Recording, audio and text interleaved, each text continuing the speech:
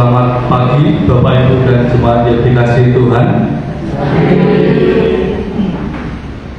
Warta Jemaat Minggu 23 Maret 2020. Saudara Gideon Febri, Saudari Mada, dan Saudari Monica.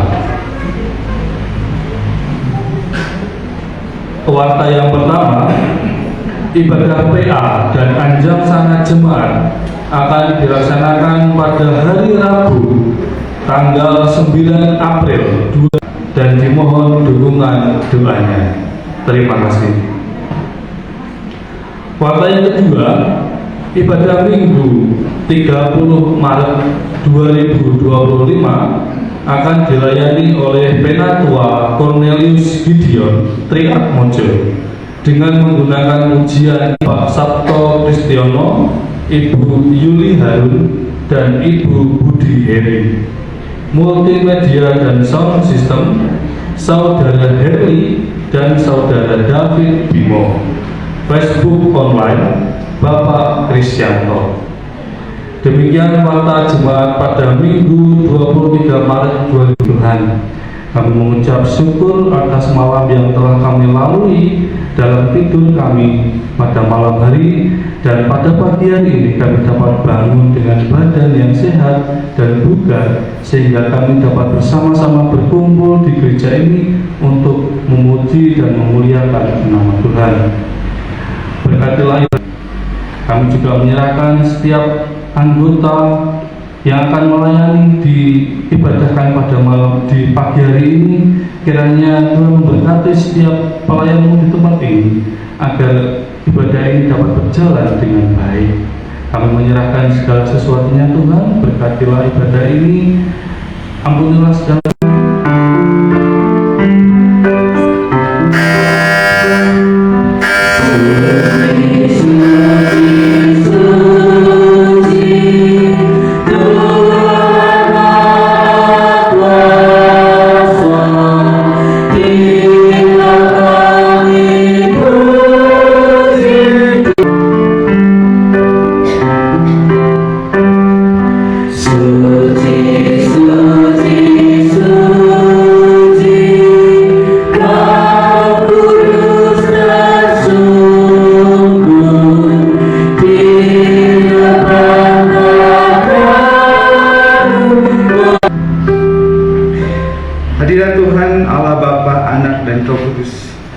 kita nantikan dalam ibadah ini. Pertolongan kita adalah dalam nama Tuhan yang menjadikan langit dan bumi. Kiranya kehadirannya memenuhi ruangan ini dan menyentuh hati kita masing-masing. Damai Kristus yang memulihkan hati yang lelah, yang mari kita akan masuk lebih dalam ibadah syukur kita.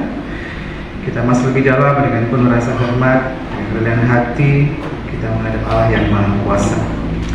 Firman Tuhan yang menjadi dasar dan yang mengangkat juga ibadah syukur kita terambil dari Mazmur 149 ayat 1 dan 4. Jadikan bait pertama dan kedua.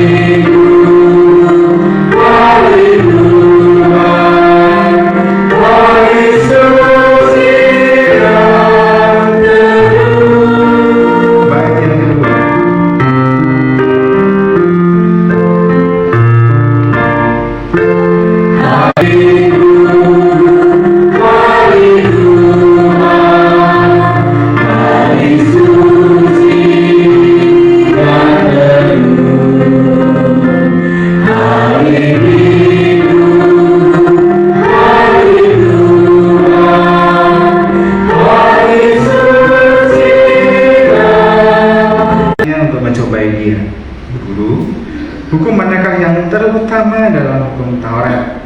Jawab Yesus kepadanya, kasihlah Tuhan Allahmu dengan segenap hatimu dan dengan segenap jiwamu dan dengan segenap akal budimu. Itulah hukum yang terutama dan yang pertama. Dan hukum yang kedua yang sama dengan itu ialah kasihilah. Mengapa? Karena tidak ada orang yang berdosa, yang tidak berdosa. Kita menghadap Allah yang Maha Kudus, maka penting sekali kita menyadari bahwa kita harus mengakui dosa kita. Karena dengan itulah hal yang penting yang bisa menolong kita untuk lebih dekat dengan Tuhan dan memahami kehendak Tuhan. Mari kita tunduk kepala dengan Allah dan bersama kami hidup berkenan mengampuni segala dosa kami. Kami pegang janji-Mu ya Tuhan, bahwa siapapun yang mengaku percaya mengaku dosa, Tuhan akan mengampuni, dan kami imani itu. Dan tolonglah kami ya Tuhan di dalam kehidupan kami, khususnya pada hari ini, kalau pada pasti ada dosa yang kami lakukan di firman Tuhan. Ia sendiri telah memikul dosa kita di dalam tubuhnya di kayu salib, supaya kita yang telah mati terhadap dosa hidup untuk kebenaran. Oleh bilur-bilurnya kamu telah sembuh. Sebab dahulu kamu sesat seperti domba, tetapi sekarang kamu telah kembali kepada gembala.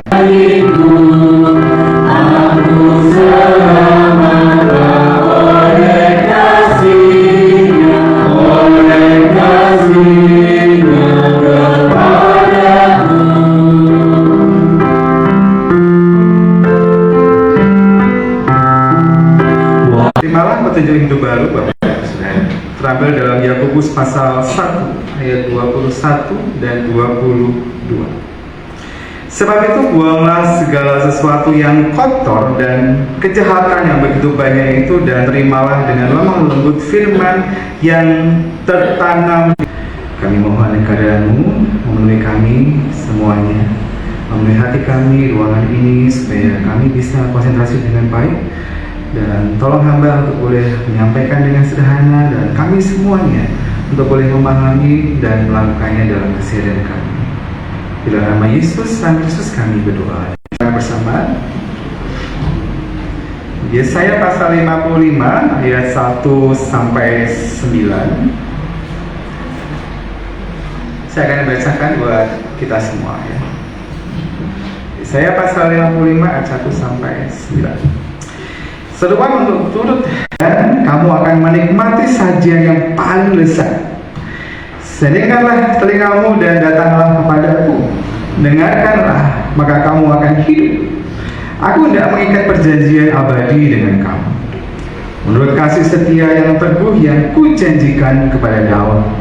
Sesungguhnya selama ia dekat, baiklah orang fasik meninggalkan jalannya, dan orang jahat meninggalkan rancangannya.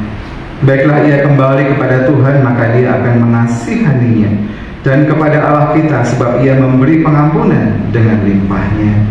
Sebab rancanganku bukanlah rancangan. Kali ini sahabat dari Sabda Kesan, di bawah judul Datanglah Aku Berkenan. Hanya saya mencoba mengambil subjudul dari judul yang dari Sunday, yaitu Datanglah, Gereja Ini Membutuhkan. Datanglah, gereja ini membutuhkan. Pada Indonesia, dan mereka menemukan satu fenomena yang menarik itu, yaitu apa? Generasi muda jarang mau ke gereja. Jadi gereja itu diisi oleh gereja-gereja. Nah, gereja itu diisi oleh orang-orang yang sudah tua. Ibadahnya dengan HP, kuliah terbiasa dengan Zoom, belajar terbiasa dengan Zoom, interaksi sosial juga sangat terbatas. Itu menjadi sebuah tantangan tersendiri. Terlebih di gereja-gereja urban, ya kayak saat ini termasuk gereja urban, gereja kota.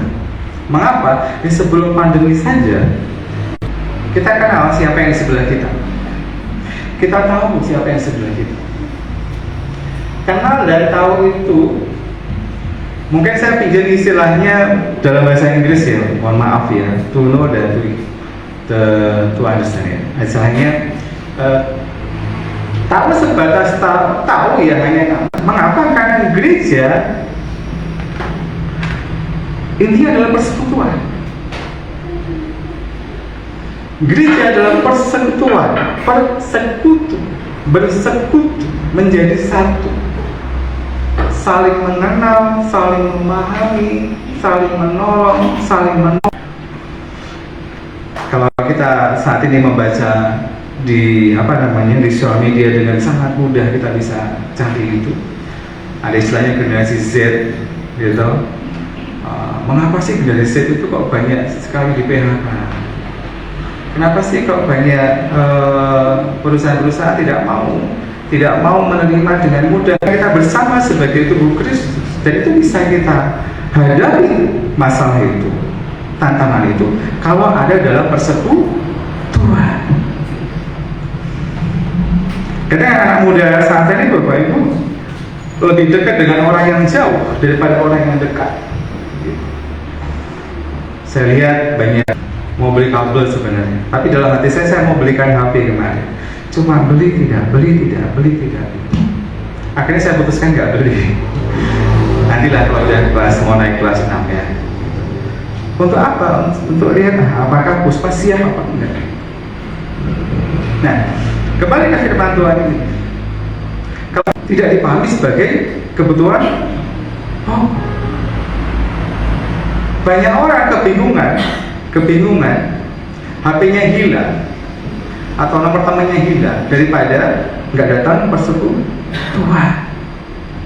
Jadi istilahnya autis lah. Jadi yang jauh lebih dipentingkan, ingin mengingatkan umat supaya mereka tidak hidup di dalam kepura-puraan mandiri, di dalam kepura-puraan bahwa dia bisa sendiri.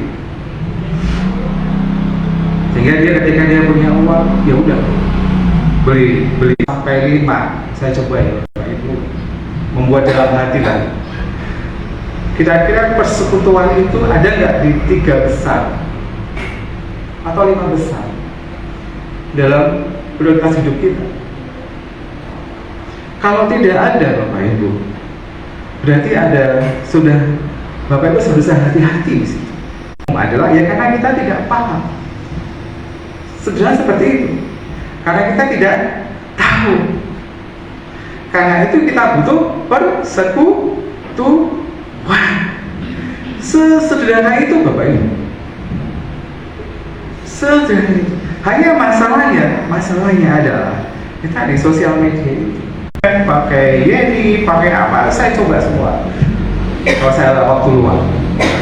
Dan bagus jawabannya, Bapak Ibu. Ketika kita bertanya dengan prompt yang jelas gitu kan, itu bagus. Bahkan sekarang ada fitur analisa dan search-nya di situ. Tetapi yang bagus itu kemudian saya teliti. Apakah dikutip berkali-kali, tapi artikelnya itu nggak ada. Saya ulangi ya. Ada artikel ilmiah yang dikutip berkali-kali, tapi artikelnya itu nggak ada. Jadi artikel itu hanya sebatas produksi AI gitu kan, sebatas konsep aja. Kemudian ada orang mencitasi barang yang nggak ada dalam dunia akademis, itu sebuah kebohongan besar, itu dosa besar. Tapi dia nggak merasa bersalah, kayak gitu loh Pak. Belum lagi contoh yang lain, hal lain. Orang lebih gampang tanya ke Google, padahal tidak selalu Google itu memberikan sesuatu yang benar. Jadi apa respon kita saat ini? Sebagai sebuah persekutuan, Bapak Ibu, tantangan kita saat ini adalah bagaimana kita menjadi sebuah persekutuan yang bisa menolong satu dengan yang lain. Hanya untuk sampai di titik itu, kita tidak bisa bedakan mana yang benar, mana yang salah. Terutama anak-anak muda, ya selalu gampang dikit-dikit tanya Google. Sekarang Bapak Ibu ada satu fenomena yang lebih menarik lagi, tapi ini juga agak menyedihkan. Tapi di balik ke buku lagi. Mengapa? Ya karena ada dampak-dampaknya yang bagus. Nah, itu menjadi tantangan kita Bapak Ibu. Untuk anak muda. Kalau untuk yang sekolah, yang bekerja bagaimana? Ya kadang-kadang gereja itu isinya tidak semua orang yang sehat dan tanda kutip Bapak Ibu. Kadang-kadang orang datang ke gereja itu punya sebelahnya nggak ada yang nyalami. Dan saya lihat majelisnya itu juga diem aja. Dan dia memang tidak sering datang ke gereja, tapi dia datang doa, nangis, terus pulang. Karena dia nangis, jadi dia ketika pas pulang dia selalu pulangnya terakhir, baru saya coba ambil. Nah, mari, tidak semua orang datang ke gereja itu dengan hati yang penuh sukacita 100%. Ada orang datang itu dengan penuh beban. Ada orang datang dia tidak tertinggi menangis, tinggi kesedihan adalah dia tertawa. Tuhan baik. Jadi mari di masa Prapaskah yang ketiga ini di bawah tema Datanglah Aku Berkenan, saya mencoba mengambil tema datanglah. Mari datang ke gereja. Bukan sebatas diri sendiri, tapi datang ke gereja karena gereja membutuhkan Anda. Dia sedih atau apa, doakan. Ya perlu bilang doakan. Gereja butuh kita semua. Gereja butuh kita semua untuk betul-betul membangun persekutuan. Dan nggak perlu menunggu sempurna untuk melakukan itu. Nggak perlu menunggu Abadosari. Sudah berapa tahun? 60 lebih ya, 65. Berdiri sampai saat ini Tuhan punya rencana. Saya percaya Tuhan punya rencana bagi gereja. Apa rencananya? Saya belum tahu.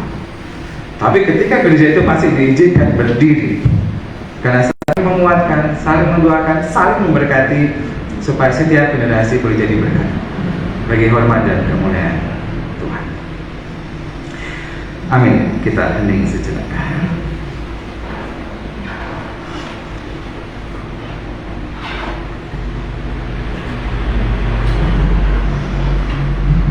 Kita berdoa. Jadi pada diri kami, pada persekutuan kami semua dalam rancangan Tuhan.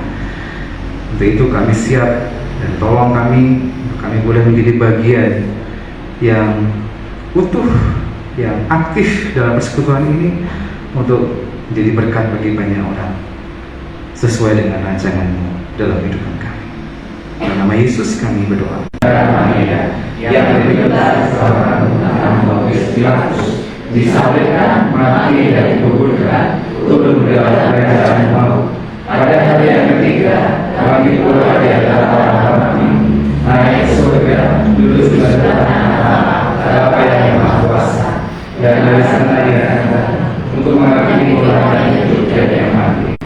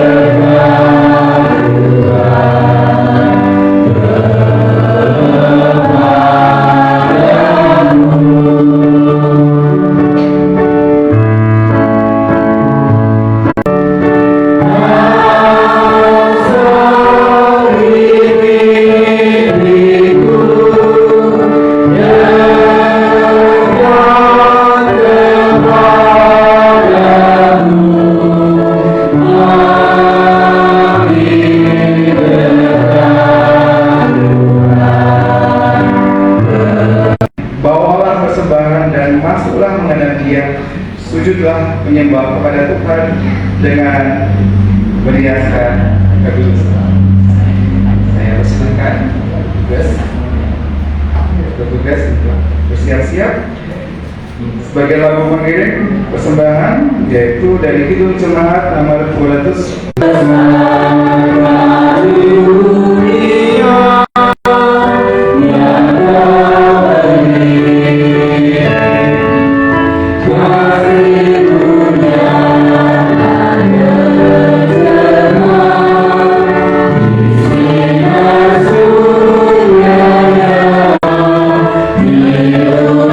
Yeah.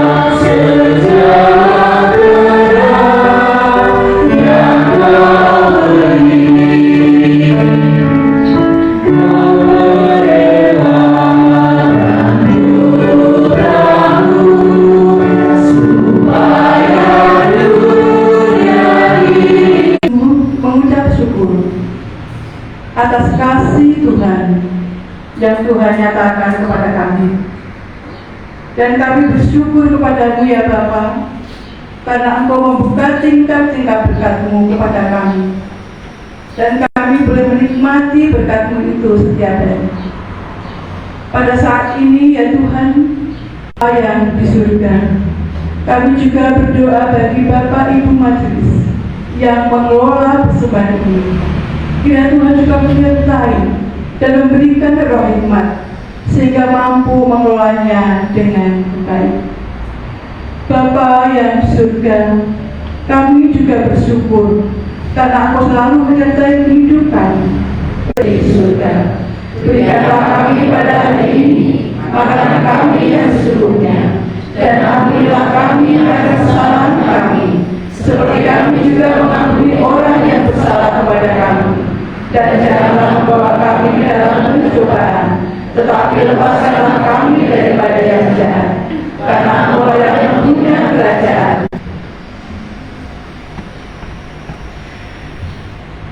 Bapak Ibu Saudara, kita sudah sampai di penghujung ibadah syukur kita. Firman Tuhan sudah kita dengar bersama-sama. Mari kita bersama-sama datang dalam persekutuan gereja. Kita datang ke gereja, kita hadir sepenuhnya diskusi sesaat yang menghilangkan dahaga rohani dan Roh Kudus, api yang membakar semangat pelayanan menyertai saudara sekalian. Mari, pergilah. Mari kita menuju diri dari persekutuan ini dengan damai. Mari kita menjadi berkat di Bedosari, menjadi berkat di Kota Salatiga, menjadi berkat dimanapun Tuhan mengutus.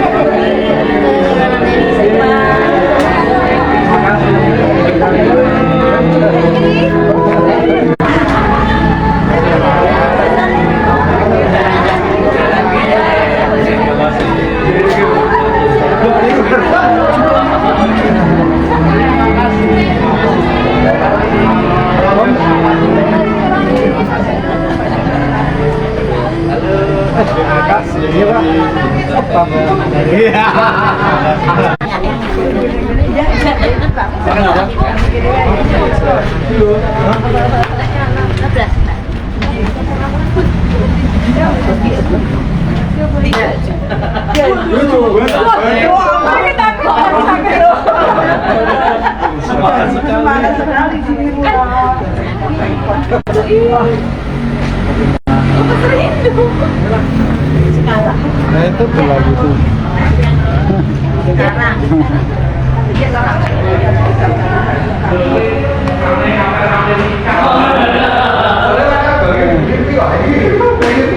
Mas Dian, Mas. Tapi apa? Mas. Duduk dulu, Mas. Iya. Dalam setiap ibadah hari Minggu yang dilaksanakan di gereja. Untuk jadwal PA selanjutnya kami informasikan akan dilaksanakan pada hari Rabu tanggal 9 April 2025 bertempat di keluarga Bapak Mariono Rani.